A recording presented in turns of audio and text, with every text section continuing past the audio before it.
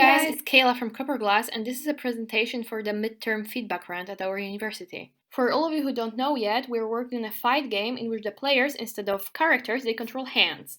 And those hands are so-called active ragdolls, which means that they're those funny figures that are partially controlled by physics and partially by player input. So the primary input in our game comes from analog sticks. And what we did, we mapped a different pose or a different movement of the hand to each angle that you can make with an analog stick. What you're seeing is a visualization of it. This, together with a shifting center of mass, should, at least in theory, create forward and backward movement, just like in real-life bipedal creatures. At some point, we managed to create a prototype that resembled greatly the video that you've seen at the beginning, where Mark fights with his hands. But it wasn't really able to do much except for really wobble around. So we decided to scrap that and start anew. The shown prototype is way more controllable, perhaps even too controllable for ragdoll physics. We missed the goofiness of the previous prototype, but also the challenge related to learning how to walk. We tried making the hand able to fall, and we really liked the result because now the range of movement is way bigger, which in theory allows more emergent movements, emergent mechanics, and the movement is also way more funny. Unfortunately, it's also very difficult to control. Here you can see a bit of a playtesting footage, and this is really the best that we got.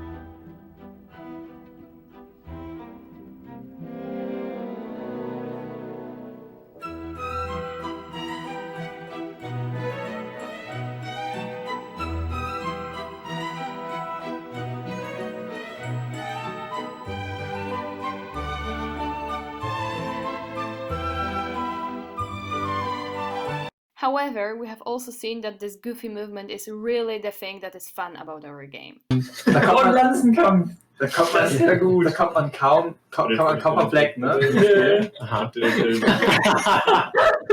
ist so gut. Perfekt. Okay, Malte will now take over and talk art stuff to you.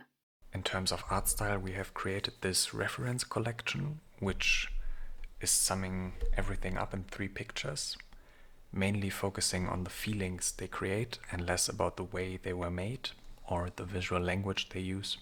On the one hand, they should taste like cream puffs, and on the other hand, they should also feel healthy, like a snack or an appetizer.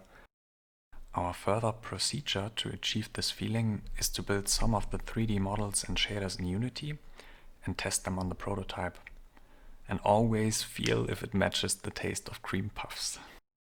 Okay, so now is the part when I'm supposed to talk about what our plans are for the coming 4 weeks. And I must say what we feel is that we're a bit lost at the moment because we have this game idea that sounded great at the very beginning, so everybody loved it, like everybody to whom we showed that game, we posted about it on the internet, Reddit loved it, and we also loved it as a concept, but then it turned out to be way more difficult than we imagined at the beginning, and we have something that actually is fun, that people have fun with, but we have no structured gameplay and no real game loop. And what we will be trying to achieve will be to try to structurize it anyhow and to find a way to bring it all together and of course put in the art. The problem is that the movement that we currently have in the game is fun in some extent, but it's not really enough to support proper gameplay, and this is making us a little bit concerned, but we'll try to improve it to the extent possible and just do our best.